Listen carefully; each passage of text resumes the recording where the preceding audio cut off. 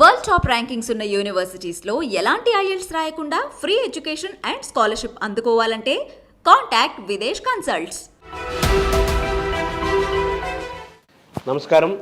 మనతో పాటు ప్రొఫెసర్ కోదండరామ్ గారు ఉన్నారు. ఇప్పుడే తెలంగాణలో కొత్త ప్రభుత్వం వచ్చింది, కాంగ్రెస్ ప్రభుత్వం వచ్చింది. ఈ ప్రభుత్వం రావడంలో కోదండరామ్ గారి కృషి చాలా ఉందని చెప్పాలి. తెలంగాణ ప్రత్యేక రాష్ట్రం ఏర్పడటంలో వారి త్యాగాలు కూడా చాలా గొప్పవి. నిజాయితీ గల ఆచార్యులుగా, నిజాయితీ గల ఉద్యమవేత్తగా అందరికీ తెలిసిన వ్యక్తి. అటువంటి కోదండరామ్ గారు మనతో ఉన్నారు. తెలంగాణలో కొత్త ప్రభుత్వం ఏర్పడిన నేపథ్యంలో భవిష్యత్తు ఏ విధంగా ఉంటుంది అనేది తెలుసుకునే ప్రయత్నం చేద్దాం. సార్ నమస్కారం. సార్, మీరు కోరుకున్నట్లుగానే, ఆశించినట్లుగానే తెలంగాణలో పాత ప్రభుత్వం దిగిపోయి కొత్త ప్రభుత్వం వచ్చింది. ఈ ప్రభుత్వం పట్ల మీరు ఎటువంటి ఆశలు పెట్టుకున్నారు సార్? మేము ఒక 5-6 రకాల విషయాల మీద ఒక మార్పు జరుగుతుందని అనుకున్నాం. ఎందుకంటే ఈ ఆశలు ఎందుకు పెట్టుకున్నామంటే, కాంగ్రెస్ పార్టీ నాయకులతో మాట్లాడినప్పుడు మేము కొన్ని విషయాలు సూటిగా స్పష్టంగా చెప్పినాం. కేసీఆర్ ఓడిపోవటం అనేది మా అందరికీ ఒక లక్ష్యమే. అయితే ఓడిపోవటం దానంతట అదే అంతిమ లక్ష్యం కాజాలదు. ఆయన ఓడిపోవటం ద్వారా ఒక మార్పుకు అవకాశం దొరుకుతుందని మేము కలగంటున్నాం. ఆ మార్పు మీ ద్వారా సాధ్యమైతే మాకేమీ అభ్యంతరం లేదు మీకు మద్దతు ఇవ్వటంలో అని మేము అప్పుడు ఒక 6 పాయింట్లు వాళ్ళ ముందు పెట్టినాం. అందులో మొదటిది ఉచిత విద్యా వైద్యం ఉండాలి. తర్వాత ఉపాధి కల్పన మీద దృష్టి పెట్టాలి. క్యాలెండర్ ప్రకారం ఉద్యోగాలు భర్తీ చేయండి. ప్రైవేట్ రంగంలో స్థానికులకు అవకాశం ఇవ్వండి. తర్వాత చిన్న సూక్ష్మ కంపెనీలను ప్రోత్సహించండి ఉపాధి కల్పన కోసం. వృత్తుల మీదే ఆధారపడి బతికే వాళ్లకు ఆదాయ భద్రతను సూచించండి. వ్యవసాయం మనకి ఇప్పటికీ కీలకం. వ్యవసాయం మీదే పూర్తిగా ఆధారపడి బతుకుతున్న కుటుంబాలు చాలానే ఉన్నాయి. వాళ్ళందరికీ కూడా ఆదాయ భద్రత కల్పించండి. తర్వాత 4వది మేము అనుకున్నది ఏంటంటే, ఇక ఒక రాజ్యాంగబద్ధమైన పాలన తెలంగాణలో రావాలి. ఈ రాజ్యాంగబద్ధమైన పాలన రావాలి. కేసీఆర్ అవినీతి చర్యలపైన ఎంక్వైరీ చేయాలి. తర్వాత ప్రాథమిక హక్కులు ఆదేశిక సూత్రాల ప్రాతిపదికనే ప్రభుత్వాన్ని నడిపించాలి అనేది కూడా మేము సూచన చేసినాం. ఉద్యమకారులను గుర్తించండి. వాళ్లకు సంక్షేమ బోర్డు ఏర్పాటు చేసి ఆదుకొనటమే కాక అమరవీరుల కుటుంబాలకు ప్రత్యేకంగా సమగ్రంగా సహాయం అందించాలండి. అంటే స్థూలంగా మేము కోరుకున్నది, ప్రజలందరికీ తెలంగాణలో ఒక భాగస్వామ్యం అనేది కేసీఆర్ ప్రభుత్వం నిరాకరించింది. ఎక్కడ చెప్పుకోవటానికి దారి లేదు. విమర్శ చేస్తే అసహనంతో అణిచివేతకు దిగినరు. ఒక భావ వ్యక్తీకరణకు ఛాన్స్ లేకుండా చేసినారు. మీ పాలన వచ్చిన తర్వాత అట్లాంటివి ఉండకూడదు. ప్రజల భాగస్వామ్యం పెంచాలి. అట్టడుగు వర్గాలకు అభివృద్ధిలో ఫలితాలు దక్కాలి అనేదే మా లక్ష్యం. ఆ లక్ష్యం సాధించే విధంగా ఒక అభివృద్ధి జరుగుతుందని మేము ఆశిస్తున్నాం. అట్లాంటి అభివృద్ధి కోసం మేము తప్పకుండా నిలబడి కొట్లాడదామని కూడా నిర్ణయించుకున్నామండి. అంటే మీరు పెట్టుకున్న ఈ ఎజెండాకు కాంగ్రెస్ వాళ్ళు మీకు ఎవరిచ్చారు హామీ ఇవన్నీ మేము చేస్తామని? అప్పుడు పిసిసి అధ్యక్షుడిగా రేవంత్ రెడ్డి గారు ఇచ్చిండ్రు. అయితే మా అదృష్టం కొద్దీ మేము ఈ మొత్తం చర్చలు జరగటానికి ముందే మేము రాహుల్ గాంధీ గారిని కలిసినాం. రాహుల్ గాంధీ గారు కూడా మాతో ఒక మాట అన్నారు, నిరంకుశ పాలన పోవాలి, ఆ ఆలోచనతోనే మీకు మద్దతు ఇద్దామనుకుంటున్నామంటే, నిరంకుశ పాలన పోవటమే కాదు, దానికి మళ్ళీ తలెత్తటానికి అవకాశం లేకుండా చూడాలి.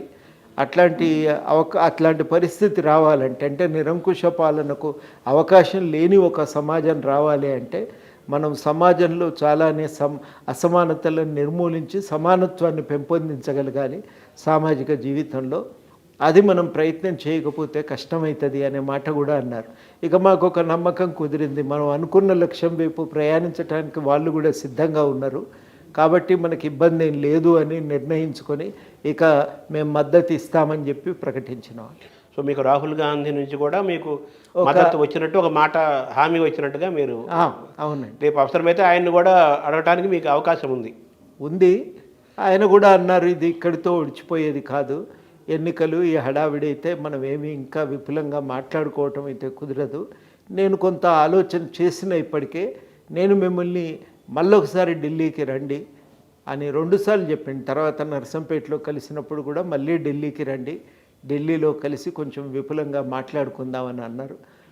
అందువల్ల మాకు కూడా ఒక నమ్మకం ఏం కుదిరిందంటే ఏదన్నా మాట్లాడొచ్చు, చెప్పొచ్చు, అక్కడ వాళ్ళు వినటానికి కొంత సిద్ధంగా ఉన్నారు, పర్వాలేదులే, మనం అనుకున్న లక్ష్యాల దిశగా కొంతైనా అడుగు ముందుకు పడుతుంది, విడిగానైతే మనం చేయగలిగే పరిస్థితిలో లేము, మన వల్ల మద్దతు వలన ఎవరైనా ఆ పరిస్థితి చేయగలిగే ఒక అధికారంలోకి రాగలిగే అవకాశం ఉంటే అవకాశం ఉపయోగించుకుందాం, వాళ్ళు గెలిచినాకైనా ఈ మార్పు ఒక అడుగు ముందు పడితే అంతకంటే మనకేం కావాలి, రాజకీయాల్లో మన సిద్ధాంతం ముందుకు పోవాలి, వ్యక్తులుగా మనం అనుకున్నటువంటి ప్రయోజనం రాకపోయినా సంపూర్ణంగా ఏ స్థాయిలో మనకు దొరికినా చాలు కదా అని మేము భాగస్వామ్యం అడిగినాం.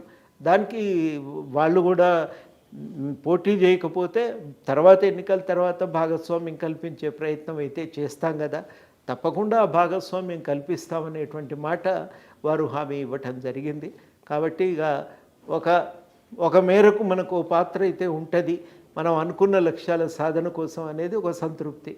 తెలంగాణను తీసుకొచ్చింది మీరైనప్పటికీ, అంటే మీలాంటి ఉద్యమకారులు మీ అందరి పోరాటం అయినప్పటికీ కూడా కేంద్ర ప్రభుత్వం సహకారం లేకపోతే జరిగే పని కాదు. ఆ రోజు కాంగ్రెస్ ప్రభుత్వం అధికారంలో ఉంది, ఇచ్చింది సోనియా గాంధీ, కాంగ్రెస్ ప్రభుత్వం అనేది అందరికీ వినిపించే మాట, అందరూ నమ్మే మాట. కానీ ఆ తెలంగాణ సెంటిమెంట్ని కానీ తెలంగాణ ఇచ్చిన ఫలితాన్ని కానీ కాంగ్రెస్ ప్రభుత్వం 2 ఎన్నికల్లోనూ కూడా పొందలేదు కదా. ఎక్కడ వైఫల్యం కాంగ్రెస్ చెందింది? తెలంగాణ ప్రజలు ఎందుకు కాంగ్రెస్ను ఓన్ చేసుకోలేదు? కేసీఆర్ని ఎందుకు అంతగా విశ్వసించారు కంపారిటివ్గా? అప్పుడు జరిగిన ఒక పొరపాటు ఏంటంటే 2014లో వాస్తవానికి కాంగ్రెస్ పార్టీ నాయకులు తాము చేసినటువంటి గెలుపు తాము చేసినటువంటి పని గురించి చెప్పుకోలేకపోయారు. వాస్తవానికి కొంతమంది అయినా మేము కోరింది ఏంటంటే ఉద్యమంలో ముందుండండి, ఈ సమయంలోనైనా గట్టిగా మీరు ఒక పాత్ర పోషించండి, తద్వారా మీరు ఇందులో భాగము అనేది తెలుస్తుంది. రెండవది, మీరు గెలిచిన తర్వాత ఇచ్చిన మాట కూడా నలుగురికి చెప్పడానికి అవకాశం ఉంటుంది. కాబట్టి మొట్టమొదటిది ఏంటంటే ఉద్యమంలో భాగం కాగలిగితే మీరు కూడా ఒక పాత్ర తీసుకుంటే ప్రజలకు మీరు మేమే తెలంగాణ తీసుకొచ్చినాం అనే మాట మీరు బలంగా విశ్వాసం కలిగే విధంగా చెప్పగలుగుతారు అని అన్నాం. ఆ ఆలోచన బహుశా ఢిల్లీలో ఉండేనో ఏమో మనకు తెలియదు, కానీ ఉన్నదని అంటారు, అది ఒక లోపము. కానీ రెండోది ఏంటంటే అప్పటికే 2 టర్ములు ఉన్నారు. 2 టర్ములు ఉన్న తర్వాత సహజంగానే ఉండేటువంటి వ్యతిరేకత కొంత ఉంటుంది. తర్వాత కొంతమంది ఏమో ఆ ఉద్యమ కాలంలో దీన్ని అడ్డుకోవటానికి ప్రయత్నం చేసిన వాళ్ళు ఉన్నారు, దానివల్ల కలిగిన ఒక అసంతృప్తి. తెలంగాణ కోసం మేము చేసిన విమర్శలు కూడా ప్రజల్లో ఇంకా అవి చాలా తాజాగా ఉన్నాయి. ఇవన్నీ కారణాలు ఉన్నాయి అప్పటికి. కానీ 2వ టర్ము ఛాన్స్ ఉండే, కానీ కాంగ్రెస్ పార్టీ దానికి కావలసినంత గ్రౌండ్ వర్క్ అప్పుడు చేయలేకపోయింది. ప్రజలకు వాళ్ళ సమస్యలు ఏమిటి, ఎట్లయితే పరిష్కారం అవుతాయి, టీఆర్ఎస్ చేస్తున్న తప్పిదం ఏంది అనేది వివరించి చెప్పాలి. కొన్ని సమస్యల పరిష్కారం కోసం ఆందోళన నిర్మించడానికి, ప్రజలకు దగ్గరగా ఉండి వాళ్ళని కదిలించడానికి తయారు కావాలి. ఆ పని వాళ్ళు చేయలేకపోవడంతో అది ఇబ్బంది పడ్డది. రెండోసారి అది టీడీపీతో పొత్తు వల్ల వచ్చే ఇబ్బందులు అవి కూడా కొంత సమస్యనే. మేము కూడా చాలాసార్లు ప్రస్తావించినాం, కానీ అది ఎన్నికల తర్వాత కానీ చాలామందికి అర్థం కాలేదు. ఈసారికి మాత్రం కాంగ్రెస్ చాలా వ్యూహాత్మకంగానే పావులు కదిపింది. చాలా స్పష్టంగా ప్రజల్లో ఉన్నటువంటి వ్యతిరేకతను వ్యక్తీకరించింది.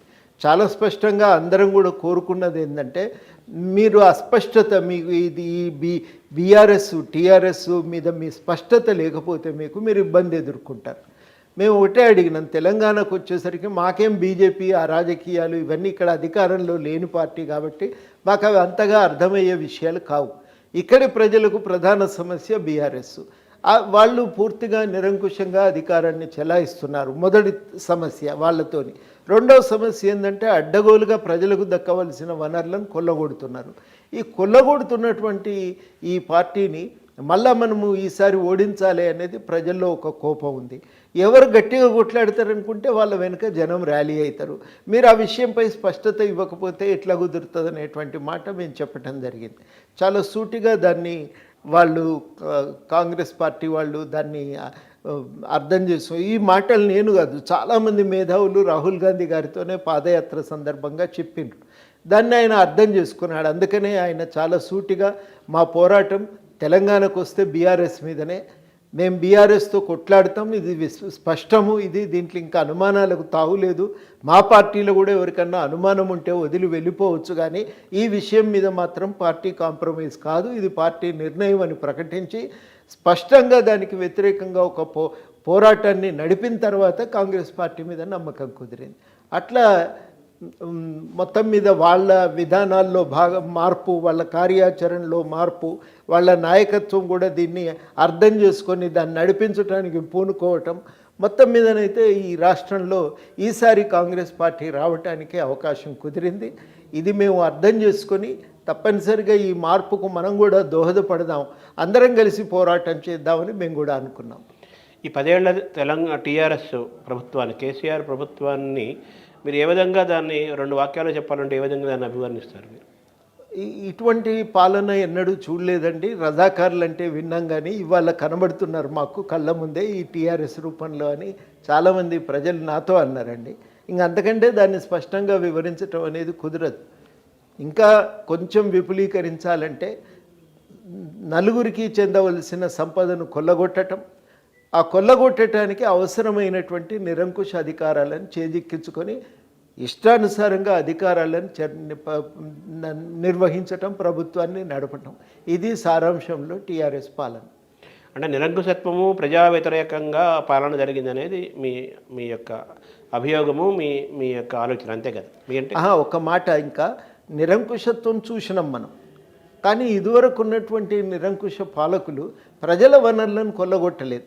వాళ్ళు దౌర్జన్యం చేసినారు, పెత్తనం చేసినాము, అనుకున్నట్టు పరిపాలన చేసినారు, కానీ ప్రజా వనరులను కొల్లగొట్టలే. వీళ్ళు అట్లా కాదు, ప్రజా వనరులను కొల్లగొట్టినరు. ఇసుక దందాలు వాళ్ళవే, భూముల సెటిల్మెంట్లు వాళ్ళే, కాంట్రాక్ట్లు వాళ్ళవే.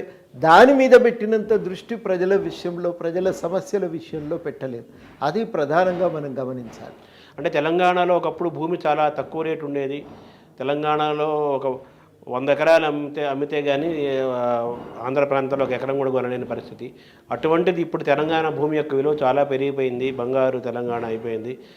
రైతులందరూ, చిన్న పేదవాళ్ళు కూడా, మధ్యతరగతి వాళ్ళు కూడా కోటీశ్వరులు అయిపోయారు. నీళ్లు వచ్చినాయి, భూమి రేటు పెరిగింది అనే మాటను మీరు ఎలా చూస్తారు? ఆ అభివృద్ధిని, అది అభివృద్ధి అంటారా, ఏమంటారు మీరు? భూమి ధరలు పెరగటము అభివృద్ధికి సంకేతం అనుకుంటే అది కరెక్ట్ కాదు కదా. భూమి ధరలు రకరకాల కారణాల చేత పెరుగుతుంటాయి. అది పూర్తిగా అమ్మకం సరుకుగా మారటం కూడా మంచిది కాదు. అది భూమి అనేది ఒక బతుకుదెరువుకు ఆధారం. ఆ కోణం నుంచి మనం ప్రధానంగా చూసి దాని ఆధారంగా బతుకుతున్నటువంటి వాళ్ళకి అవకాశం కలిగించాలి. కానీ అటువంటి భూమిని కోల్పోయి ఆ భూమితో సంబంధం లేకుండా మరి 50-60% మంది ప్రజలు ఎట్లా బతకాలి? అది కదా ప్రధాన సమస్య. దాని గురించి ఆలోచించకపోవటం వాళ్ళు చేసిన పెద్ద తప్పిదం. భూముల విలువ పెరిగితే వ్యాపారం చేసుకునే వాళ్ళకు లాభం. ఒక రైతు కోణం నుంచి చూసినప్పుడు ఆయనకు అది ఒక భరోసా మాత్రమే. కష్టకాలంలో అప్పుంటే మహా అయితే భూ అమ్ముకొని కడతా అనే ఒక ధైర్యము, భరోసా తప్ప అంతకుమించి దానివల్ల కలిగినటువంటి అదన ప్రయోజనం ఏమీ లేదు. అది మనం అర్థం చేసుకొని భూమి వినియోగానికి సంబంధించిన విధానాలను కూడా తయారు చేయాలి. అంటే తెలంగాణలోని సగటు మనిషి యొక్క జీవన విధానంలో అభివృద్ధి ఏమీ జరగలేదంటారు యావరేజ్గా? అట్లా నేను ఎప్పుడు కూడా ఆ మాట నేను అనలేదు. నేను అనేది ఏంటంటే ప్రజలు పూర్తిగా ఈ అభివృద్ధిలో వాళ్ళు కర్తలైతారా కారా అనేదే ప్రశ్న. ఈ అభివృద్ధి నిర్మాణంలో, రూపకల్పనలో, అమల్లో ప్రజలు భాగస్వామ్యం లేరు. మేము పాలకులం, మేము ఇచ్చేవాళ్ళం, మీరు ప్రజలు తీసుకునేవాళ్ళు అనేటువంటి ఒక దాన్ని ధర్మ కార్యక్రమంగా చూపించే ప్రయత్నమే కరెక్ట్ కాదు. అని ఇది ఒక ధర్మ కార్యక్రమం కాదు. ఇది లేకపోతే ఏదో దయతలిచి ప్రజలకు పంచుతున్న అంశంగా చూడటానికి వీల్లేదు. అది ప్రజలకు ఒక హక్కు. ప్రజాస్వామ్యంలో అది ఒక హక్కు. అది వాళ్ళ హక్కుగా పొందటానికి వెసులుబాటు ఉండాలి. హక్కుగా అందించేటువంటి బాధ్యత ప్రభుత్వం తీసుకోవాలి. ప్రజల భాగస్వామ్యం ఉండాలండి. వాళ్ళందరూ నిమిత్త మాత్రులు. పాలకులు చెప్పినట్టుగా వినవలసిన బాధ్యత మాత్రమే వాళ్ళ మీద ఉంది అనుకుంటే అది నా దృష్టిలో ప్రజాస్వామికమైనటువంటి దృష్టికోణం కాదు. అటువంటి దృష్టికోణాన్ని మనం ఎవరం కూడా ఆమోదించడానికి వీల్లేదు. 4 ఎంగిలి మెతుకులు విసిరివేస్తున్నాం కదా, ఇంకేం కావాలి? పడి బతికి తిని బతికి ఉండక ఇంకెందుకు నువ్వు అన్నీ అడుగుతావు అనే మాట చాలాసార్లు వీళ్ళు అన్నారు. ఏదో ఒక సందర్భంగా మంత్రులు చాలాసార్లు ఆ మాట అన్నారు. ఆ దృక్పథమే వాళ్ళని దెబ్బకొట్టింది. అంటే తెలంగాణలో ఈ అనేక ప్రాజెక్టులు వచ్చాయి కదా, దీనివల్ల వ్యవసాయ యొక్క ఉత్పాదకత పెరిగింది అని అంటున్నారు, రైతులు యొక్క ప్రొడక్టివిటీ పెరిగింది అంటున్నారు కదా, అందులో ఎంతవరకు నిజం ఉంది? వాస్తవానికి గవర్నమెంట్ చాలా సొమ్ము ఖర్చు చేసింది, అప్పు తెచ్చి ఖర్చు చేస్తుంది. ఇంత ఖర్చు చేసిన తర్వాత పారకం ఎంత పెరగానో అంత పెరగలే. మీకు దురదృష్టం ఏంటంటే ఏ గణాంకాలు ఈ ప్రభుత్వం విడుదల చేయలేదండి. ఇదివరకు ఎన్నడూ ఇట్లా జరగలేదు. మన దగ్గర స్టాటిస్టికల్ ఇయర్ బుక్ వచ్చేది, వాస్తవాలు మాత్రమే దాంట్లో ఉండేవి. ఆ వాస్తవాలను వేస్తాం, మీరు అడిగినవి మేము రాయము అని అన్నందుకు ఆ డైరెక్టర్లను తీసిపారేసిండ్రు, ట్రాన్స్ఫర్ చేసిండ్రు, పుస్తకాలను కూడా వేస్తుంటే మనకు చాలా విషయాలు అర్థమయ్యాయి. ఇప్పటికి కూడా 18-20 లక్షలు మోటార్లు ఉన్నాయి, వాటి కింద వ్యవసాయం నడుస్తున్నది, చెరువుల కింద వ్యవసాయం ఉన్నది. భారీ ప్రాజెక్టుల కింద మీరు వచ్చినాక పెరిగింది ఎంత అని లెక్కలు తీసుంటే ఇవాళ ఇబ్బంది ఉండేది కాదు. ఆ లెక్కలు తీయలేదు. రెండోది ఏంటంటే పెట్టిన ఖర్చును కూడా సంయమనంతో ఆలోచించి పెట్టలేదు. వాస్తవానికి పాత ప్రాజెక్టుల డిజైన్లలో కాళేశ్వరం ప్రాజెక్ట్ డిజైన్లో మార్చవలసిన అవసరం లేకుండా తుమ్మిడియట్టి దగ్గర కట్టి నీళ్లు కనుక లిఫ్ట్ చేసినట్టయితే చాలా సులువుగా ఆ నీళ్లు తెలంగాణకి పారేవి, చాలా వరకు ఆయకట్టు పెరిగేది. రెండోది ఆ మిగిలిన సొమ్ముతో మనం జూరాల నుంచి కనుక పాలమూరు రంగారెడ్డి ప్రాజెక్టు ఎత్తిపోతలు చేసి ఉంటే అది కూడా పడమటి మహబూబ్ నగర్ జిల్లాకు లాభమయ్యేది. మిగిలిన సొమ్మును పెండింగ్లో ఉన్నటువంటి మొత్తం మిగతా ప్రాజెక్టులు, కృష్ణ మీద పెండింగ్లో ఉన్న ప్రాజెక్టులను పూర్తి చేసి ఉంటే వాస్తవానికి ఎక్కువ ఆయకట్టు వచ్చేది. వాళ్ళు ఆయకట్టును పెంచే లక్ష్యం పెట్టుకోలేదు.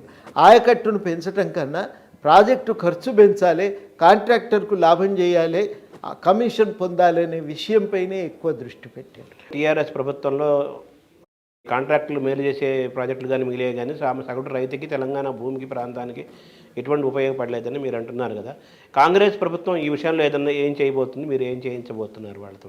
అంటే కాంగ్రెస్ మా దృష్టిలోనైతే తక్షణం కాళేశ్వరం మీద ఒక సాంకేతిక నిపుణులతో సమగ్ర దర్యాప్తు జరిపించాలి. ఇంతవరకు అయిన లాభం ఎంత, పెట్టిన ఖర్చు ఎంత, రేపు జరగవలసింది ఏంది అనే విషయం మీద వాళ్ళు చాలా స్పష్టంగా ఉండవలసిన అవసరం ఉంది. తర్వాత రెండోది నేను అనుకునేది ఏంటంటే, అందుకని దాని మీద సమగ్రంగా దర్యాప్తు జరపాలి. ఒక్క పైసా అదనంగా నువ్వు మంజూరు చేసే ముందు ఆ పని చేయాలి. రెండు, ఉన్న పరిమితమైన వనరులను ఉపయోగంలోకి తేవాలంటే పెండింగ్ ప్రాజెక్టులను ఫస్ట్ పూర్తి చేయాలి. ఇప్పుడు మనకు డిండి ప్రాజెక్టును ఎట్లా కట్టాలనే దానిపైన స్పష్టత లేదు. స్పష్టత తీసుకొని ఆ డిండి ప్రాజెక్టును పూర్తి చేయాలి. చాలా కొద్దిపాటి మొత్తంతో మనకు లెఫ్ట్ బ్యాంక్ కెనాల్ అనేది పూర్తి చేయవచ్చు. సొరంగ మార్గం ద్వారా కాళేశ్వరం నుంచి, శ్రీశైలం నుంచి నీళ్లు తేవచ్చు, దాన్ని పూర్తి చేయాలి. చాలా వరకు పనులు పూర్తయిపోయి ఉన్నటువంటి ఈ భీమా, తర్వాత జూరాల ఎత్తిపోతల పథకాలు, అదేవిధంగా మనకు కల్వకుర్తి పథకాలు, వీటిని పూర్తి చేయాలి. ఇవి నా దృష్టిలో ఇవాళ చాలా కీలకమైనటువంటివి. వీటి మీద బాగా దృష్టి పెట్టవలసిన అవసరం ఉంది. ఇంకా మనకు జూరాలకు సంబంధించి కూడా అదనంగా దాని మీద ఖర్చుల కంటే కూడా పడమటి వికారాబాద్ జిల్లాకు నీళ్ళు ఎట్లా తేవాలని ఆలోచన చేయవలసిన అవసరం ఉంది. కాబట్టి ముందు చేయవలసింది ఏంటంటే పెండింగ్లో ఉన్నవి పూర్తి చేయాలి. పూర్తి చేయగలిగితే చాలా వరకు ఇప్పటికీ నిర్మాణం పూర్తయిన ప్రాజెక్టులన్నీ కూడా ఉపయోగంలోకి వస్తాయి. అది తక్షణ కర్తవ్యం కావాలి. కాళేశ్వరం మీద అనవసరంగా మళ్ళీ ఖర్చులు పెట్టకూడదు. ఆ కాళేశ్వరం ప్రాజెక్టుపై సమగ్రంగా సమీక్ష చేయాలి. ఇక దాన్ని ఏదో మరమ్మతులో ఇంకేదో చేయబోయి మరిన్ని పైసలు వృధా చేయటం కంటే ఆ సమగ్ర దర్యాప్తు నివేదిక ఆధారంగానే కాళేశ్వరం ప్రాజెక్టు విషయంలో ఒక నిర్ణయానికి రావాలి. అదేవిధంగా నేను అనుకోవటము, కొంత పాలమూరు రంగారెడ్డి ఎత్తిపోతల పథకం గురించి కూడా కొంత పునరాలోచన జరగవలసిన అవసరం ఉంది. నా దృష్టిలో ఈ రెండు ప్రాజెక్టుల విషయంలో పునరాలోచన, కాళేశ్వరం, పాలమూరు రంగారెడ్డి, మిగతా ఈ పెండింగ్ ప్రాజెక్టులు పూర్తి చేయాలి. ఉన్న డబ్బులు ముందు పెండింగ్ ప్రాజెక్టులు పూర్తి చేయడానికి కనుక కేటాయించగలిగితే చాలా ఆయకట్టు పెరుగుతుంది. ఆ తర్వాత ఈ పాలమూరుని ఎట్లా పూర్తి చేయాలి, కాళేశ్వరం విషయంలో ఏం చేయాలి అనేది నిర్ణయం చేయడానికి వీలవుతుంది. ఇప్పుడు గతంలో ఎంతో నష్టం జరిగింది అన్నారు కదా, మీరు ప్రాజెక్టులు వ్యయం పెంచేశారు. ఇప్పుడు ఎవరు కాంట్రాక్టులు మారుస్తారా? ఎలా దాన్ని ఆ జరిగిన నష్టం నుంచి ఎలా అధిగమిస్తారు? ఎలా మళ్ళీ కొత్త ప్రాజెక్టులు, ఈ ప్రాజెక్టులు ఎలా కంటిన్యూ చేస్తారు? వాళ్ళకి ఒక విధానం ఏమైనా ఉందా పాలసీ? బాధ్యులు ఎవరైనా వాళ్ళ మీద చర్యలు ఉండాలి. మీరు ఎవరి పని వాళ్ళు చెయ్యాలి. నన్ను సీఎం అడిగిండు కాబట్టి నేను అట్లా చేసిన అని చీఫ్ ఇంజనీర్ గారు చెప్తే అది తప్పవుతుంది. మరి ఈఎన్సీ గారు వాళ్ళు కూడా వారి సమాధానం జవాబుదారీతనం ఉంటుందనేది మనం గుర్తు చేయాలి. ఇది మొదటిది. రెండవది నేను అనుకునేది ఏంటంటే దాన్ని గుర్తు చేయటంతో పాటు అసలు ఎక్కడ నిధుల దుర్వినియోగం జరిగిందో కూడా లెక్క తీయాలి. అవన్నీ తీసి టెక్నికల్గా ఏం లోపాలు జరిగినాయి అనేది కూడా గుర్తించాలి. ఇవన్నీ చేయగలిగితే తప్ప ఇంకా కాళేశ్వరం పైన తదుపరి అడుగులు వేయటం అయితే కుదరదు. ఎవరిని స్పేర్ చేయకూడదు, ఎవరిని ఇందులో మినహాయించకూడదు. లోతుగా ఎంక్వైరీ జరగాలి, బాధ్యులపై చర్యలు ఉండాలి. అంటే కాంట్రాక్ట్లు ఏమైనా మార్చే అవకాశం ఉంటుందా? మార్చవలసి వస్తే మార్చాలండి. ఎందుకు దాంట్లో మనం ఈ కాంట్రాక్టరే మెయిల్ చేస్తాడని కాదు కదా. ఆ కాంట్రాక్టర్ ఏమంటాడు, మీరు నాకు ఇచ్చిన డిజైన్ ప్రకారం నేను పనిచేసిన అంటాడు. బట్ ఏదైనా వాళ్ళు కూడా బాధ్యత వహించవలసి ఉంటుంది కదా. పని సరిగ్గా చేయరు అని అర్థమైనప్పుడు ఖచ్చితంగా ఆ విషయం మీద కాంట్రాక్టర్ బాధ్యత వహించాలి. అట్లాంటి కాంట్రాక్టర్లు కాకపోతే ఇంకో కాంట్రాక్టర్ దేశంలో నా దృష్టిలోనైతే పెద్ద కాంట్రాక్టర్లకు పదే పదే పనులు అప్పగించాలి గుండుగుత్తగా అనే ఆలోచనే సరి అయింది కాదు. అనవసరమైన అవినీతికి ఆస్కారం కలిగిస్తున్నది. చిన్న అంతిమంగా పెద్ద కాంట్రాక్టర్ కట్టడు, ఆయన ఇంకొక ఆయనకి ఇస్తే మూడో వ్యక్తికి ఆయన అప్పచెప్తే అక్కడ పని జరుగుతుంది. ఈ స్థాయిలో వచ్చే కమిషన్లన్నీ కూడా బిల్లులో లెక్క కడుతున్నారు. నువ్వు అస్సలు కట్టేవాడు ఎవడో వాళ్ళకేమో చిన్న చిన్న ముక్కలు చేసి పని అప్పగించి ఇంజనీరింగ్ శాఖ, ఇంజనీరింగ్ రీసెర్చ్ ల్యాబ్ కూడా ఉండేది ఒకప్పుడు, బలమైన రీసెర్చ్ విభాగం. దాన్ని కూడా బలోపేతం చేసి ఆ పనులు నాణ్యంగా జరుగుతున్నాయా లేదా అనేది పర్యవేక్షించగలిగితే చాలా లాభం జరుగుతుంది. స్థానికంగా చాలామంది కాంట్రాక్టర్లకు చిన్న చిన్న నిరుద్యోగులై ఉండి పనులు చేసుకుంటున్నటువంటి వాళ్ళకు మేలు జరుగుతుంది, ఉపాధి అవకాశాలు పెరుగుతాయి. ఇది నా దృష్టిలో చాలా సీరియస్గా జరగవలసినటువంటి పని. గతంలో ఎప్పుడూ లేనట్టుగా ఏ ప్రభుత్వము ఇవ్వనట్టుగా కరెంట్ ఇవ్వడంలో అగ్రగామిగా టీఆర్ఎస్ ప్రభుత్వం నిలిచిందని టీఆర్ఎస్ వాళ్ళు పదే పదే చెప్పుకున్నారు ఈ 10 ఏళ్ల పాటు కదా. ఇప్పుడేమో అక్కడ చాలా డబ్బులు వృధా అయ్యి దాదాపు కొన్ని వేల కోట్ల రూపాయల అప్పులు చేశారు. చాలా అంధకారమైన పరిస్థితిలో ఆ డిపార్ట్మెంట్ ఉందని చెప్పేసి 2-3 రోజుల నుంచి మనం వింటున్నాం కదా. ఇది మీ దృష్టికి వచ్చిందా? అది మీరు గమనించారా దీన్ని? ఇదివరకే అనుకున్నాం, కాకపోతే 50,000 కోట్ల అప్పు అనుకుంటే అది 85,000 అనేది తేలింది. ఇది చాలా సమస్యల సుడిగుండంలో ఇదొకటే కాదు. ఇంకా నిన్న మొన్న బయటపడ్డది ఏంటంటే పౌర సరఫరాల శాఖ కూడా అప్పుల పాలై ఉన్నది. ఫైళ్ళు కూడా కనిపించట్లేదు అంటున్నారు. ఫైళ్ళు కూడా ఎక్కడ దాచిపెట్టినరో ఏమైందో కూడా దొరకట్లేదు అంటున్నారు. అందుకని ఇవాళ చాలా కీలకం ఏంటంటే ఈ శాఖ కూడా ముందు పని విధానం సమీక్షించాలి. మాకు అర్థమైనంత మేర కొన్ని తప్పులు జరిగినాయని. ఒకటి, కొనుగోలు ఒప్పందాల విషయంలో చాలా నిర్లక్ష్యంగా వ్యవహరించారు. అక్కడ కూడా సొంత లాభాలను లెక్క వేసుకున్నంతగా, బేరీజ్ వేసుకున్నంతగా మొత్తంగా సమిష్టి ప్రయోజనాలను చూడలేదు. రెండోది ఏం జరుగుతున్నది అని అంటే ఈ విద్యుత్తు ఉత్పత్తి కేంద్రాలను వీళ్ళు పెట్టినవన్నీ సబ్ క్రిటికల్ టెక్నాలజీ, అంటే తక్కువ సామర్థ్యం గల మోటార్లు పెట్టారు. అది ఉపయోగకరం కాదు, పొల్యూషన్ ఎక్కువగా ఉంటుంది వాటి వల్ల అని అందరు కూడా వారించిన గవర్నమెంట్ కావాలని ఎవరో వదిలించుకునేటువంటి కంపెనీ మోటార్లను తాము తెచ్చి రాష్ట్రం మీద రుద్దటం అది కరెక్ట్ కాదు. టెక్నాలజీ చాయిస్ అంటాం కదా ఇంగ్లీష్లో, అది మనం ఎంపిక చేసుకున్న మొత్తం టెక్నాలజీ సరిగ్గా లేదు, దానివల్ల కూడా నష్టాలు తలెత్తుతున్నాయి. అదేవిధంగా బయట గవర్నమెంట్ ఏదైతే ఎత్తిపోతల పథకాల మీద చేస్తున్నదో వాటి నుంచి రావాల్సిన బిల్లులు రాలేదు. అంత వెరసి మొత్తానికి ఈ విద్యుత్తు విభాగాన్ని ఒక సంక్షోభంలోకి నెట్టేశారు. ఇది ఇవాళ చాలా కీలకమైనటువంటి అంశం. ఈ సంక్షోభం నుంచి ముందు అవి గట్టెక్కాలి, అది చాలా కీలకం. అధిగమిస్తారని విశ్వాసం మీకుందా? దానికి ఆల్టర్నేటివ్ ఇంకా కూర్చోవాలండి, నిపుణులు కూర్చోవాలి, సమీక్ష చేయాలి. ఆ ఒప్పందాలు, విద్యుత్ కొనుగోలు ఒప్పందాలు సమీక్షించి ఇంకా మెరుగైనటువంటి పద్ధతుల్లో కొనుగోలు ఒప్పందాలను తయారు చేసుకోవచ్చు చూడాలి. తక్కువ ధరకు దొరికే అవకాశం ఉన్న చోట మరి వదులుకొని వాటిని కొనే ప్రయత్నం చేయాలి. అన్నిటికంటే మించి ఇంకా మెరుగైనటువంటిది నా దృష్టిలోనైతే ఒక సోలార్ టెక్నాలజీని ఇంకా మెరుగ్గా వాడుకోవచ్చు. హైదరాబాద్లో చాలా విస్తీర్ణం, మీరు ఎక్కడనో బయట పోయి పెట్టేది కాదు, ఇళ్ళ మీద పెట్టుకోగలిగితే కూడా చాలా కరెంటు దాని ద్వారా మనకు సప్లై అవ్వటం మొదలు పెడుతుంటుంది. ఆ మిగులు ఇక్కడ ఏమన్నా ఉంటే దాన్ని బయటికి సరఫరా చేయొచ్చు. కనుక ఒక ఉద్యమంలాగా హైదరాబాద్లో సోలార్ను మీరు మెల్బోర్న్ సిటీకి పోతే ఆస్ట్రేలియాలో ఎక్కడ చూసినా సోలార్ ప్యానెల్స్ ఒక ఉద్యమంలాగా ప్రోత్సహించింది. అట్లాంటి ప్రోత్సహించితే ప్రభుత్వం కొంత ఇన్సెంటివ్ గుర్తింపును ఆ ఇంటికి ఇవ్వగలిగితే అది మంచి ఫలితాలను ఇస్తుంది. ఆ ప్రయత్నం చేయాలి. ప్రభుత్వ పెట్టుబడి లేకుండా ప్రైవేట్ పెట్టుబడుల ద్వారానే అనుకున్న లక్ష్యం నెరవేరితే హైదరాబాద్ కన్జంప్షన్ హైదరాబాద్లోనే ఉత్పత్తి అయితే అప్పుడు భారం కూడా తగ్గుతుంది. మనం ఉన్న కరెంటును మిగతా అవసరాలకు జాగ్రత్తగా వాడుకోవచ్చు.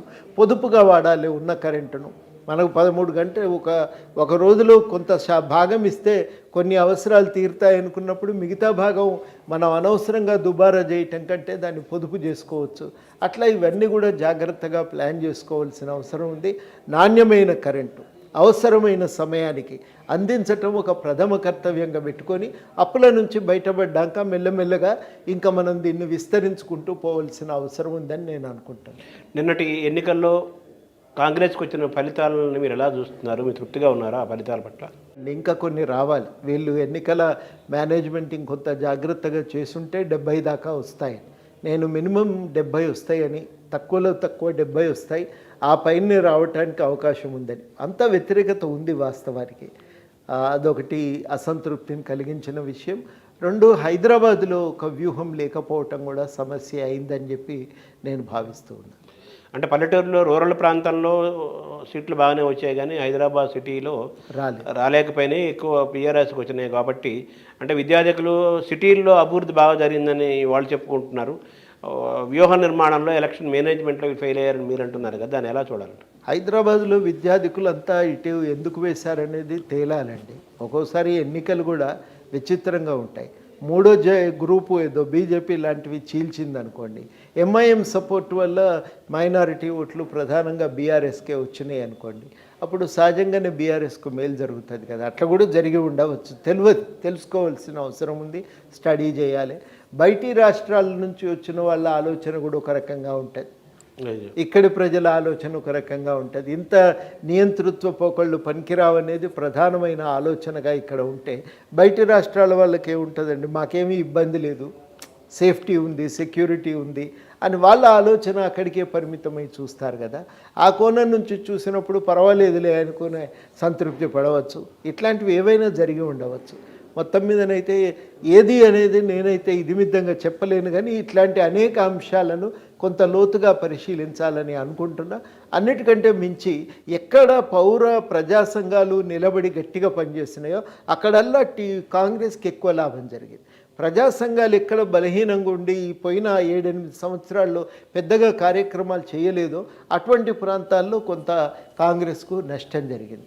ఆ ప్రజా సంఘాలు కూడా హైదరాబాద్లో బలంగా ఉండి ఇక్కడ పేద వర్గాల సమస్యలను ఎజెండా మీద నిలబెట్టగలిగి ఉంటే ఇక్కడ కూడా ఫలితాలు ఇంకో రకంగా ఉండేవి. అంటే బొటాబొటి మార్కులతోనే పాస్ అయినట్టుగానే భావించాలి కదా ఈ ఫలితాలు? అవును. ఒక పక్క బీఆర్ఎస్, ఇంకో పక్క బీజేపీ ఉన్న నేపథ్యం, ఇంకో పక్క ఎంఐఎం ఉన్న నేపథ్యంలో ఈ ప్రభుత్వాన్ని కాపాడుకోవటము, కాంగ్రెస్ ప్రభుత్వాన్ని కాపాడుకోవటం కూడా ఒక సవాలు కదా, ఇంత చుట్టూ ఇంత ప్రత్యర్థుల మధ్య. సవాలే, పెద్ద సవాలే. నేను అనుకోవటము చాలామంది బీఆర్ఎస్ నాయకులు చేస్తున్న ప్రకటన అయితే అది రాజ్యాంగ వ్యతిరేకమైంది, అనాగరికమైంది కూడా. నేను కొంటా, పైసలు పోసి ఎమ్మెల్యేలను గుంజుతా, చీలుస్తా పార్టీని, నేనే మళ్ళీ అధికారంలోకి వస్తా. ఒకటి ఇది అహంభావం, 2 ఇది తప్పుడు ధోరణి, మంచి ధోరణి కాదు ఇది. ప్రతి ఒక్కడు రేపు బలవంతుడైతే నేను కొనుక్కుంటా, ఏమన్నా చేస్తా, నా ఇష్టానుసారంగా ప్రభుత్వంతో నేను ఆడుకుంటా అంటే అది కరెక్ట్ కాదు. ఏ కాంగ్రెస్ ప్రభుత్వం అయితే కేంద్రంలో ఉన్నప్పుడు ఈ తెలంగాణను ఇచ్చిందో అదే కాంగ్రెస్ పార్టీ తరపు నుంచి గెలిచిన వాళ్ళు తర్వాత ఆ పార్టీ నుంచి టీఆర్ఎస్లోకి మారిన సందర్భాన్ని 2 ఎన్నికల్లో చూసాం కదా. సో ఇటువైపు వీళ్ళ వైపు ఎమ్మెల్యేల వైపు కూడా ఆ లొసుగు ఆ వైపు ఉంది కదా. అది గెలవకపోతే మీరు అన్నట్టు 59 సీట్లు వచ్చినా ప్రమాదం ఉండేది, కానీ అట్లా కాదు కదా, గెలిచిండ్రు. అధికారం వాళ్ళ చేతిలో ఉంది. ముఖ్యమైనటువంటి అందులో గుంపు నాయకులందరికీ మంత్రి పదవులు వచ్చినాయి. అందులో ఉన్న కొన్ని అధికార కేంద్రాలు అనుకుంటే దాదాపు అందరూ అకామిడేట్ అయినరు, మిగిలిన వాళ్ళు రేపు అకామిడేట్ అయ్యే ఛాన్స్ ఉంది. రెండోది, ప్రభుత్వం అనేది ప్రజారంజకంగా పాలిస్తే ప్రజలే కాపాడుకుంటారు, అది చాలా కీలకమైంది. మూడోది ఏంటంటే 9 ఏళ్ల పాలనపై ఎంత ప్రచారం అయితే చేయాలో అంతగా ప్రచారం ఇప్పటి వరకు చేయలేదు. కనుక ఈ ప్రభుత్వం శ్వేతపత్రాలు విడుదల చేయటం మొదలు పెడితే ఆ శ్వేతపత్రాల ఆధారంగా మనం చాలా గట్టిగా నిలబడి మనం చాలా గట్టిగా మనం ఒక ప్రచారం కనుక చేయగలిగితే అప్పుడు సహజంగానే బీఆర్ఎస్ కోలుకోవటం కూడా కష్టమవుతుంది. ఒక నైతికంగా దెబ్బతిన్న తర్వాత మళ్ళీ నేను ఎమ్మెల్యేలను కొంటా అంటే సాహసం చేయరు, ఎవరైనా సాహసం చేయరు. పోతే బదనామవుతాం అనుకొని పోతే పోయింది రాజకీయంగా, ఇక నేను గెలిచినా గెలవకపోయినా పర్వాలేదు అనుకునేటోళ్ళు ఎవరో ఒకరిద్దరు ఆ పని చేస్తారు తప్ప మిగతా వాళ్ళు ఆ సాహసం చేయరు, కెరీర్ను వదులుకోరు. కాబట్టి చాలా కీలకం ఏంటంటే ప్రజలకు చేరువ కావటమే కాంగ్రెస్ ముందున్న ఏకైక మార్గం. బీఆర్ఎస్ చేసిన తప్పిదాలను ప్రజల్లోకి తీసుకుపోవాలి, ప్రజారంజకమైనటువంటి పాలనను నెలకొల్పాలి, ప్రజా సంక్షేమాన్ని పెంపొందించడానికి జాగ్రత్తగా ప్రభుత్వ విధానాలను తయారు చేయాలి. ఇది చేయగలిగితే ఏ శక్తి కాంగ్రెస్ని ఏమీ చేయజాలదు. ఆ కోణంలో ఆ దిక్కు నుంచే ఆ దిక్కే ప్రభుత్వ ప్రయాణం ఉంటుందని నేనైతే ఎందుకో ఈ వారం 10 రోజులుగా చూసిన చర్యలు చూసినాక అవకాశం ఉంది అని నాకు అనిపిస్తుంది. ఒక పార్టీ తరపున నిల్చొని గెలిచి తర్వాత వెంటనే అనేక రకాల లెక్కలు, సమీకరణలు, ప్రలోభాలు, కారణాలు ఏదైనా కానీ స్వార్థంతో వెంటనే పార్టీలు మారిపోతున్న దాన్ని మనం చూస్తూనే ఉన్నాము. ఇప్పుడు ఆయన కోమటిరెడ్డినే మనం ఉదాహరణగా తీసుకుందాము.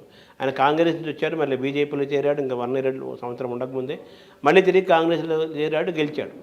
ఇటువంటి సంకేతాల వల్ల ప్రజలకి, ఓటర్లకి, ప్రజలంటే ఓటర్లు, వాళ్ళు ఓటర్లకి, ప్రజలకి నాయకుల పట్ల విశ్వాసం అనేది ఉందన్నారా లేదన్నారా? మళ్ళీ ఆయన్నే ఓడించారు, మళ్ళీ ఆయన్నే గెలిపించారు కదా. ఒక పొలిటికల్ రాజనీతి శాస్త్రవేత్తగా మీకు ఏమనిపిస్తుంది ఇది ఈ నీతి? కొంత ప్రజలు హర్షించరు.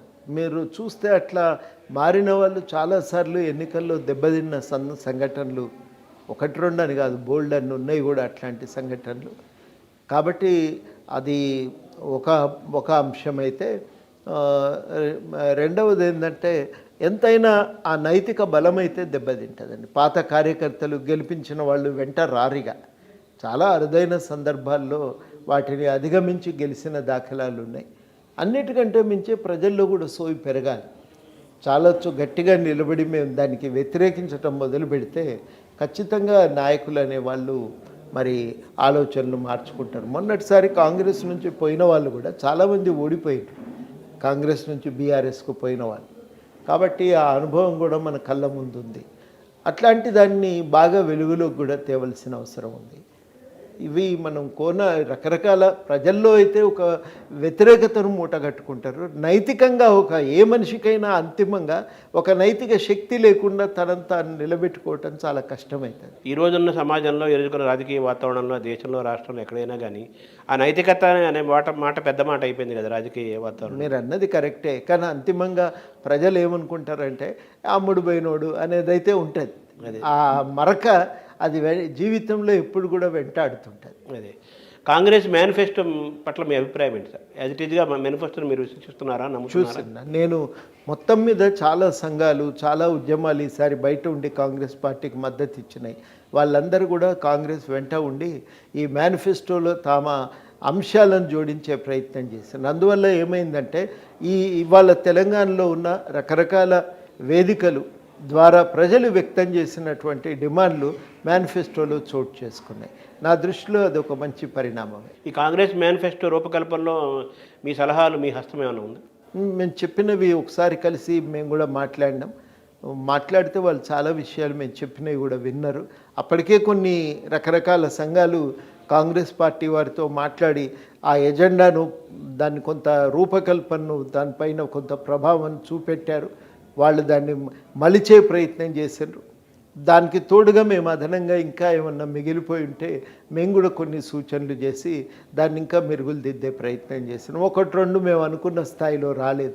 విచ్చలవిడి భూసేకరణ గురించి మేమైతే ఇప్పుడున్న ప్రాజెక్టులు కొన్నింటిని రద్దు చేయాలని కోరుకున్నాం. వాళ్ళు ఏమన్నారంటే అది కొంచెం ఇబ్బందికరంగా ఉంటుంది, కాకపోతే 2013 చట్టాన్ని అమలు చేసే ప్రయత్నం చేస్తాం. అట్లా చేసినట్టయితే ప్రజా వ్యతిరేకమైన ఏ ప్రాజెక్టుకు కూడా అనుమతులు రావు కదా, కాబట్టి ఇబ్బంది ఉండదు అని హామీ ఇవ్వటంతో మేము కూడా సంతృప్తి చెందినాం. ఈ కాంగ్రెస్ మేనిఫెస్టోకి మీరు ఎన్ని మార్కులు వేస్తారు? చాలా మంచి మేనిఫెస్టో అండి, దాంట్లో ఇంకేమీ డౌట్ అవసరం లేదు. డిస్టింక్షన్ మార్కులు వేయొచ్చు కూడా. నాకు అది చూసిన తర్వాత ఆ ప్రజెంటేషన్ అంటే ఒకటి దాన్ని విషయాలు చెప్పటమే కాదు, ఆ విపరీతంగా రాసి ఒక పెద్ద గ్రంథం చేయలేదు. దాన్ని సంక్షిప్తంగానే ఉన్న అన్ని విషయాలను కూర్చి చాలా అద్భుతంగా ప్రజెంట్ కూడా చేశారు. కాబట్టి రెండు రకాలుగా చూసినప్పుడు నాకు అది నచ్చింది, బాగుంది అనిపించింది మేనిఫెస్టో. అంటే ఈ 6 గ్యారంటీల పథకం అనేది ఒక పెద్ద ఆకర్షణగా నిలిచింది. కర్ణాటకలో కాంగ్రెస్ గెలుపుకి అదొక కారణమైంది అంటారు. ఈరోజు తెలంగాణ గెలుపు కూడా అది ఒక కారణంగా చెప్తారు. ఈ మేనిఫెస్టో, ఈ 6 గ్యారంటీలు ఇవన్నీ ఎంతవరకు ఆచరణ యోగ్యము? చాలా పథకాలు అవి ఆర్థికంగా లెక్కలు వేసుకుంటే ఆచరణకి అందులో రాసిన దానికి చాలా వ్యత్యాసం ఉంది. రేపు భవిష్యత్తులో ఆర్థికంగా పరమైన ఇబ్బందులు, ఒత్తిళ్లు వచ్చే పరిస్థితి కూడా ఉందని విమర్శలు వినపడుతున్నాయి కదా. సో ఇవన్నీ యాజ్ ఇట్ ఈజ్గా ఆచరణ యోగ్యమే, ఆచరణ సాధ్యమే అని అనుకుంటున్నారా మీరు? నేను కొంతమంది బయట ఇదివరకు పరిపాలనలో అనుభవం ఉన్న అధికారులను కూడా కలిసి మాట్లాడిన వాళ్ళు చెప్పిన విషయాలు విన్నాక నాకు కూడా కొంత ధైర్యం కలిగింది. వాళ్ళు అన్నది ఏంటంటే రకరకాల పద్ధతుల్లో దీన్ని మేనేజ్ చేయొచ్చండి, ప్రాబ్లం కాదు. బయట కొంత ప్రభుత్వ భూమిని ఆక్రమించుకున్న పెద్దలు ఉన్నారు, ఇడిపించుకొని దాన్ని అమ్మగలిగితే కొంత డబ్బు వస్తుంది.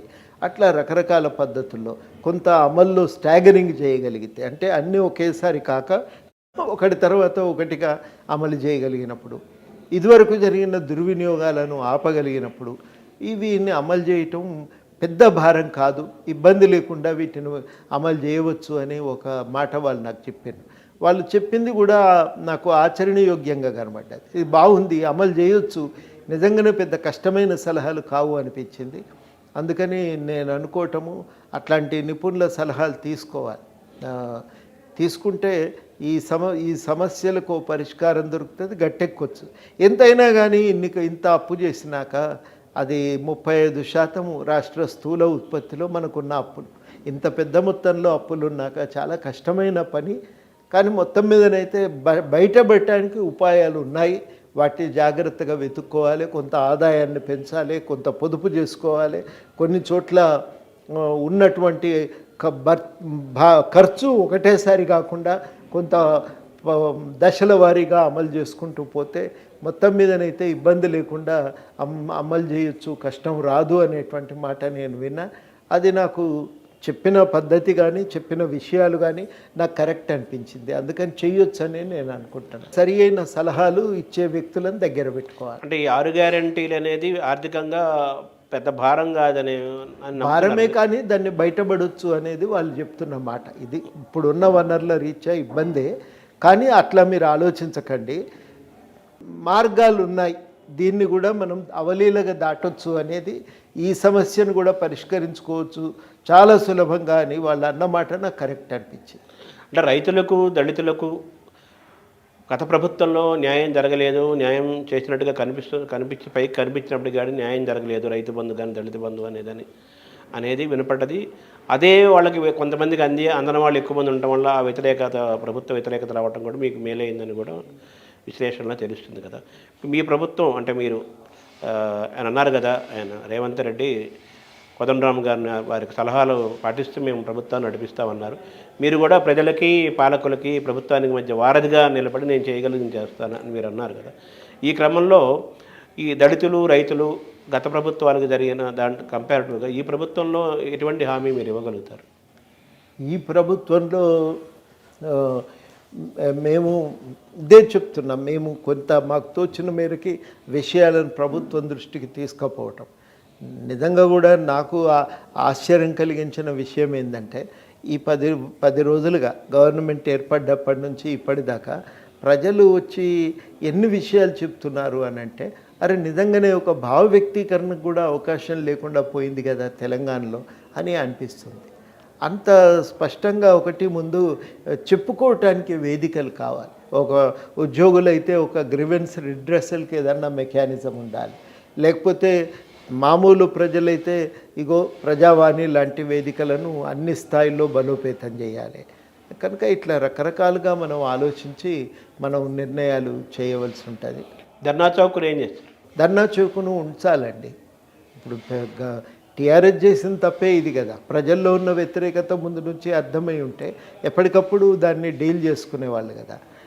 చెన్నారెడ్డి గారు ఎవరైనా ప్రతిపక్ష నాయకులు తిట్టగానే పార్టీ సహచరులు లేచి తిట్టినప్పుడు వారించేవాడట, మీరు ఇట్లా తిట్టొద్దు, ఇది పద్ధతి కాదు, వాళ్ళు చెప్పకపోతే మనకు తెలియకపోతే మనకే నష్టం జరుగుతుంది, కాబట్టి వాళ్ళు చెప్పేవి మనం వినాలి అనేది.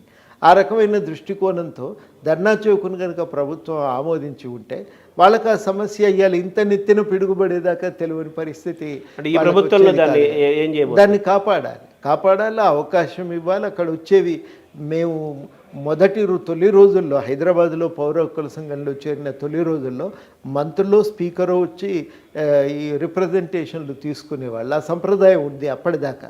తర్వాత వాళ్ళు రావటం మానేసిండ్రు, పిలిపించుకోవటం మొదలైంది. కొన్ని రోజులైనాక అపాయింట్మెంట్ ఇవ్వటం కూడా మానేసిండ్రు. అట్లా జరిగింది. వాటిని పునరుద్ధరించాలి. అవసరమైతే మంత్రులకు మీరు వచ్చి ఇవ్వచ్చు మీ రిప్రజెంటేషన్ అని చెప్పి వాళ్ళకు అవకాశాన్ని కల్పించాలి. అట్లా అయితే ఏమవుతుందంటే ప్రభుత్వానికి లాభం కదా, సమస్యలు తెలుస్తాయి, వెంటనే పరిష్కారాన్ని వెతుక్కోవచ్చు. అట్లాంటిది ప్రభుత్వం దాన్ని పునరుద్ధరించాలి. కొన్ని పాత సంప్రదాయాలకు కూడా మళ్ళీ జీవం పోయాలి. ప్రజా దర్బారును ఏ విధంగా సద్వినియోగం చేయాలని మీరు అనుకుంటున్నారు? మీ సూచన. ప్రజలకు కొన్ని సమస్యలు ఎట్లుంటాయి కదా అంటే కింద ఎవరు చెప్పినా కావు, వచ్చి మనం ఒక ముఖ్య నాయకునికి చెప్పినామంటే ఒక ఊరట. అందుకని అది ఉండాలి. ప్రజలకు కష్టం సుఖం చెప్పుకోవటానికి అవకాశం కల్పించాలి. ఇప్పుడు కేసీఆర్లో మీకు ప్రధానంగా అంతగా నచ్చనిది ఏంటి? రేవంత్ రెడ్డిలో మీకు అంతగా నచ్చింది ఏంటి? నిరంకుశత్వమే నాకు కేసీఆర్లో నచ్చని. మనుషులను లెక్క చేయకపోవటం, ఒక విచ్చలవిడిగా అధికారాలను ఉపయోగించటం, చిన్న అభిప్రాయ భేదాలను కూడా సహించకపోవటం, అట్లా అభిప్రాయ భేదాలు వ్యక్తం చేసినందుకు మనుషుల పట్ల చాలా దురుసుగా దౌర్జన్యంగా వాళ్ళతో వ్యవహరించడం, ఇవేవి కూడా కరెక్ట్ కాదు. ఒక కాలం మారింది, వెనకటి కాలం కాదు కదా. రాజుల కాలంలో లేం, దొరల కాలంగా కాదు ఇది. మనం మామూలు ప్రజాస్వామ్యంలోకి వచ్చినప్పుడు మనిషిలో వినటం నేర్చుకోవాలి, సహనం ఉండాలి. కొంత ఇవి రెండు లేకపోతే పాలకుడు కాలేడండి. అవి లేకపోవటమే ఆయనలో ఉన్న పెద్ద లోపం. రేవంత్ రెడ్డిలో మీకు నచ్చినది ఏంటి సార్? కొంత ఒకటి వింటాడు, ఎవరైనా పోతే కనీసం మర్యాదగా పలకరిస్తాడు. ఆయనతోని ఇప్పటివరకైతే విసుగుతో దురుసుగా సమాధానం చెప్పిండు, మాకు నచ్చలేదు మాకు అన్న వాళ్ళు ఒక్కరు కూడా కనబడలేదు. అంటే దొరల రాజ్యంపై మళ్ళీ రెడ్డి రాజ్యం వచ్చిందని కూడా ఒక మాటలు కూడా వినబడుతున్నాయి కదా. దాన్ని ఎలా చూస్తారు సార్? ఆ మాట రాకుండా చూసుకోవాలి కదా. ఆ మాట చూసుకోవాలి. బాధ్యత కాంగ్రెస్ పార్టీ నాయకత్వం మీద ఉంది. ఏ ప్రభుత్వమైనా ప్రజల ప్రభుత్వంగా నడవాలి. వాళ్ళే ప్రకటించింది కదా ఇది ప్రజారాజ్యం అని చెప్పి. ప్రజలందరి రాజ్యంగా ఉంది అనేటువంటి ఒక నమ్మకం ప్రజల్లో కలిగినప్పుడే లాభం అవుతుంది, లేకపోతే కష్టం కాదు, ఇబ్బంది అవుతుంది. అట్లా రాకుండా చూసుకోవాల్సిన అవసరం ఉంది. అంటే రేవంత్ రెడ్డి గారు మొదటి నుంచి కూడా ఎన్నికలకు ముందు నుంచి కూడా మీ సలహాలు తీసుకున్నారు, అనేక వేదికల్లో మీరు ఉన్నారు. తర్వాత ఆ గెలుపులో మీ పార్టీ తరపు నుంచి కూడా ఆయన వైపు నడిచారు, గెలుపులో భాగస్వామి అయ్యారు. అధికారం వచ్చిన తర్వాత కూడా ఆయన కోదండరామ్ గారి సలహాలు తీసుకుంటాను, వారి సలహాల మేరకు ఎక్కడెక్కడ వారు ఉపయోగపడితే సలహాలు తీసుకుంటూ నడిపిస్తామన్నారు కదా. మీకు ఏమైనా ఒక రాజ్యసభకు వెళ్తున్నారా, లేకపోతే ఎమ్మెల్సీకి వెళ్తున్నారా, మంత్రి అవ్వబోతున్నారా, చీఫ్ అడ్వైజర్గా ఉండబోతున్నారా అనేది కూడా ఇప్పుడు చర్చగా సమాజంలో, తెలంగాణ సమాజంలో నడుస్తోంది కదా. అది ఏంటి సార్? దానికి ఏమైనా క్లారిటీ ఇస్తారా? వారే అన్నారు కదా, ఒక కీలకమైన స్థానంలో పెట్టుకుంటాము, వారందరి సలహాలు కూడా మేము ఉపయోగించుకుంటామని. అదే నాకు ఇప్పటివరకు ప్రధానంగా తెలిసిన విషయము. నిర్దిష్టంగా ఇంకేం చేస్తారు అనేది నేను వెళ్ళి అడగలేదు. అంటే మీకు కీలకం అంటే మీరు ఏ ప్లేస్లో ఉంటే ఇది నాకు కరెక్ట్ ప్లేసు, నేను అనుకున్న ఉద్యమానికి, నేను అనుకున్న కోరుకున్న తెలంగాణకి, నేను చేసిన ఉద్యమాలకి న్యాయం జరుగుతుంది మీరు అనుకుంటున్నారు? పని చేయటానికి హోదా ముఖ్యం కాదండి. హోదా అని కదా నేను అనేది, పని చేయటానికి పలానా స్థానమే ఉపయోగం అని అనుకోవటానికి లేదు. చేయటానికి చిత్తశుద్ధి ఉండాలి, కానీ ఏ స్థానం ఇచ్చినా దాన్ని సద్వినియోగం చేసుకునే అవకాశం అయితే ఉంటుంది. చేయదలుచుకోకపోతే ఎంత పెద్ద అవకాశం దొరికినా దానివల్ల ప్రయోజనం ఉండదు. అంటే మొత్తం మీ ప్రొఫైల్, మీ ట్రాక్ రికార్డు, మీ జీవితం అంతా చూసిన వాళ్ళందరికీ మీరు నిజాయితీ పరులు, అందరికీ తెలిసిన విషయం. ఇది ఉద్యమం 100% మీరు మచ్చలేని వ్యక్తి, అది అందరికీ తెలుసు. అన్ని ప్రాంతాల వాళ్ళకి, అన్ని పార్టీల వారు ఆ విషయంలో ఏకీభవిస్తారు. మీరంటే పడిన వాళ్ళకు కూడా లోపల మీ పట్ల మంచి అభిప్రాయం ఉంటుంది కదా. ఇప్పుడు ఈ ప్రజలకి ప్రభుత్వాన్ని మధ్య వారధిగా ఉండే క్రమంలో గతంలో కేసీఆర్ చేయంది రేవంత్ రెడ్డి ఈ ప్రభుత్వంలో మీరు ఎటువంటి పాత్ర పోషించి ఆ గ్యాప్ను తొలగిస్తారు ప్రజలకి ప్రభుత్వానికి మధ్య? ప్రధానంగానైతే ఒకటి, ప్రజల సమస్యలు ప్రభుత్వానికి చెప్పుకోవటానికి అవకాశాలు లేకుండా పోవటం అనేది పెద్ద సమస్య. ఈసారి అట్లా ఉండకూడదు. ఏదన్నా తప్పు జరిగింది అనిపించినప్పుడు ప్రభుత్వానికి చెప్పుకోవటానికి అవకాశం ఉండాలి. అట్లాంటి ఒక వారధిగానైతే మనం ఉపయోగపడాలనేది మాకున్న ఆలోచన. ఎట్లయితే ఆ వారధి కాగలుగుతాం, ఏమేం చేయగలం అనేది మరి గవర్నమెంట్ ఏమన్నా ప్రతిపాదన పెడితే మేము కూడా చర్చించగలుగుతాం కదా. కోదండరామ్ గారు చీఫ్ అడ్వైజర్గా అయ్యే అవకాశం ఉందని కొంతమంది అంటున్నారు, కొంతమంది ఎమ్మెల్సీ చేసి మంత్రి చేసే అవకాశం ఉందని కొంతమంది అంటున్నారు, కొంతమంది రాష్ట్రంగా పంపించారు కదా కొంతమంది అంటున్నారు. మీకేమన్నా ఇదైతే కరెక్ట్ అని కానీ ఇది కరెక్ట్ కాదని మీకు ఒక క్లారిటీ ఏమైనా ఉందా? మీరు నేను అట్లా ఆలోచించలేదు. వాళ్ళు ఏదో ఒకటి అన్నారు కదా, నిర్ణయం తీసుకుంటారు అని చెప్పి నేను అనుకుంటాను. తెలంగాణ జనసమితి పార్టీని మీరు స్థాపించారు. మీరు పార్టీ స్థాపించిన దానికి ఫలితం దక్కిందా? మీరు అనుకున్నది సాధించారా? మీరు ఎక్కడున్నారు ఆ పార్టీ పరంగా? ఈసారి అయితే ఒక పాత్ర పోషించడం, ప్రజల్లో కూడా గుర్తింపు ఉంది. ఏది అడగకుండా సంపూర్ణంగా కాంగ్రెస్ గెలుపు కోసం వాళ్ళు చిత్తశుద్ధితో ప్రయత్నం చేశారనే గుర్తింపు అయితే మాకు దొరికింది. చాలు ఆ గుర్తింపు. మేమేదో వెంటనే ప్రభుత్వాలను మేము ఏర్పాటు చేయగలిగే శక్తి వస్తుందని మేమేం ఆశపడటం లేదు. మేము ప్రధానంగా కోరుకునేది ఏంటంటే కొన్ని రాజకీయ సంప్రదాయాలు మన దగ్గర బాగాలేవు. డబ్బులు పోసి గెలవటము, మందు పోసి ఓటర్లను కొన్ని ఆకర్షించే ప్రయత్నం చేయటము, ఇవన్నీ కరెక్ట్ కాదు. ప్రజలు కేంద్రంగా రాజకీయాలు నడవాలి, పైసలు కేంద్రం కాదు అనేది మాకున్న ఆలోచన. అంటే మీ ఆలోచన, మీ ఆశయాలు అవన్నీ దాన్ని ఎవరు తప్పుపట్టరు. మీ క్యారెక్టర్ అటువంటిది, మీరు ఆ సిద్ధాంతాల మీదే ఆ పార్టీ ఒకటి స్థాపించారు. కానీ చుట్టూ మరి ఇప్పుడున్న రాజకీయాల్లో మీ అవన్నీ ఆచరణ సాధ్యం కానివని మీకు తెలుసు కదా. ప్రయత్నం అయితే సాగాలి కదా. అది మంచి లక్ష్యం అనుకుంటే ప్రయత్నం అయితే జరగాలి. మన ప్రయత్నం ఆ దిశగా తీసుకుపోదాం. ఒక్కొక్క అడుగు ఉన్నట్టుగా ఏక క్షణంలో ఒకే క్షణంలో మొత్తం మార్చగలుగుతాం అనటానికి ఎవరి దగ్గర మంత్రదండం లేదండి. మార్పు అనేది అది క్రమానుగతంగా సాగుతుంటుంది. ఆ మార్పును సాధించడానికి చేయవలసిన కాడికి ప్రయత్నం చేయాలి. ఒక్కొక్క విలువను మాతో కన్నాభిరణ్ గారు చెప్పేది, ఒక్కొక్క విలువను పాదుకొల్పటానికి ఒక తరం మునగాల్సి వస్తుంది. అంత కష్టపడితే కానీ సమాజాలు ఒక విలువలు నిలబెట్టడం సాధ్యం కాదని మేము అది చాలా నేర్చుకున్నాం. కాబట్టి తొందర లేదు, చేయవలసిన పని అయితే ఇది. ఆ పని మనం చేసుకుంటూ పోదామనేదే మాకున్నటువంటి ఆలోచన. ఆ మార్పు ఏ మేరకు ముందుబడినా మేము గెలిచినట్టే అని మేము భావిస్తూ ఉంటాం. అంత మేరకు కొంత ఆత్మవిశ్వాసం, కొంత మన పాత్ర ఒకటి ఉంది అనే గుర్తింపు, ఇవి రెండు కూడా మాకు అర్థమవుతున్నాయి. అనేక రంగాలతోటి, అనేక సంఘాలతోటి మీకు అనుబంధము, ప్రయాణం ఉన్నప్పటికీ కూడా ముఖ్యంగా మీరు అధ్యాపకులు, ఆచార్యులు, ఉపాధ్యాయ సంఘాలతోటి, అలాగే ఉద్యోగ సంఘాలతోటి మీకు అనుబంధం చాలా గొప్పది కదా. ఈ సంఘాలకి, మీ రంగాలకి మీ వైపు నుంచి ఏమి ఆశించవచ్చు ఆయా రంగాల వారు? వాళ్ళందరూ కూడా మొట్టమొదట వాళ్ళు అనుకునేది గవర్నమెంట్తో మాకు ఒక బలమైన లింకు ఉండాలి, మేము ఏదైనా పోయి మాట్లాడుకునే వెసులుబాటు ఉండాలని కోరుకుంటున్నారు. అది అందరు కూడా కోరుకుంటున్నారు. ఒక సమయం ఇప్పియండి, ఒకసారి కలుద్దాం, మాట్లాడదాం అనేదే ప్రతి ఒక్కరు కూడా ప్రధానంగా లేవనెత్తుతున్న డిమాండ్. ఏ మేరకు వీలైతే ఆ మేరకు మేము ఆ పైన అయితే చేస్తూనే ఉన్నాం. ఈసారి టీఆర్ఎస్ ప్రభుత్వానికి మన జరిగిన ఓటింగ్లో వ్యతిరేకతలో యువత నిరుద్యోగులు కూడా ఎక్కువగా ప్రభుత్వాన్ని వ్యతిరేకించారు, ఓటు అధికార పార్టీకి వ్యతిరేకంగా వేశారని కూడా విశ్లేషణలో వచ్చిన రిపోర్టు, నివేదికలు కనిపిస్తున్నాయి. యువకులు, నిరుద్యోగులు, వీళ్ళకి మీ ప్రభుత్వం నుంచి మీరు ఏం చేయబోతున్నారు? తప్పనిసరిగా ఉద్యోగాల కోసం క్యాలెండర్ని ప్రకటించాలి. అది ఒక మొదటి స్టెప్.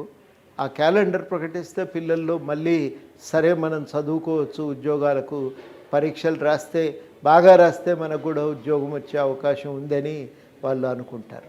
అది ఫస్ట్ జరగవలసిన పని. ఆ తర్వాత యువతకు సంబంధించి ఒక విధానం తేవాలి.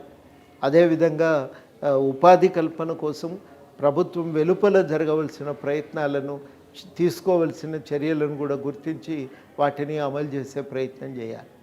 తెలంగాణ జనసమితి పార్టీ ఎలాగే కంటిన్యూ అవుతుందా, కాంగ్రెస్లో విలీనం అవుతుందా, దాని భవిష్యత్తు గురించి అని చెప్పగలుగుతారా?